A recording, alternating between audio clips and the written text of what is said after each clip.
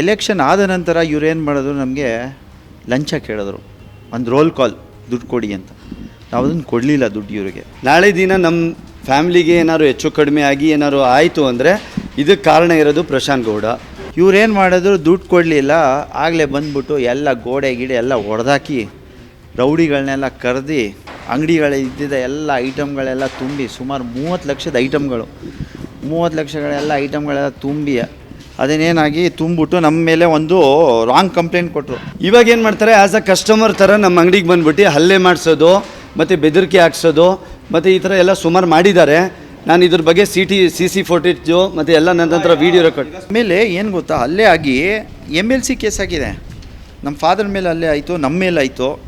MLC ರಿಪೋರ್ಟ್ಗಳೆಲ್ಲ ಇದೆ, ಇಲ್ಲಿ ಎಲ್ಲ ದಾಖಲೆಗಳಿದೆ. ನಮ್ಮ ಫಾದರ್ಗೆ ಒಂದು ಸತಿ ಬಂದ್ಬಿಟ್ಟು, ನೀವು ಕಂಪ್ಲೇಂಟ್ ತೊಗೊಳ್ಳಿಲ್ಲ ಅಂದರೆ ನೋಡಿ ನಿಮ್ಮ ಕುಟುಂಬನೆಲ್ಲನೂ ಸಾಯಿಸ್ತೀನಿ, ಇರಕ್ಕೆ ಬಿಡಲ್ಲ ಮೈಸೂರಲ್ಲಿ. ನೀವು ನಮ್ಮ ಮೇಲೇ ಕಂಪ್ಲೇಂಟ್ ಹಾಕಿದ್ದೀರಲ್ಲ, ನೀವು ನನ್ನ ಮೇಲೇ ಒಂದು CC ಫೈಲ್ ಮಾಡಿದ್ದೀರಲ್ಲ, ನೀವು ಕೇಸ್ ವಾಪಸ್ ತೊಗೋಬೇಕು ಅಂತ ಪ್ರಶಾಂತ್ ಗೌಡ್ರು ನಮಗೆ ಬೆದರಿಕೆ ಕೊಡ್ತಾ ಇದ್ದಾರೆ.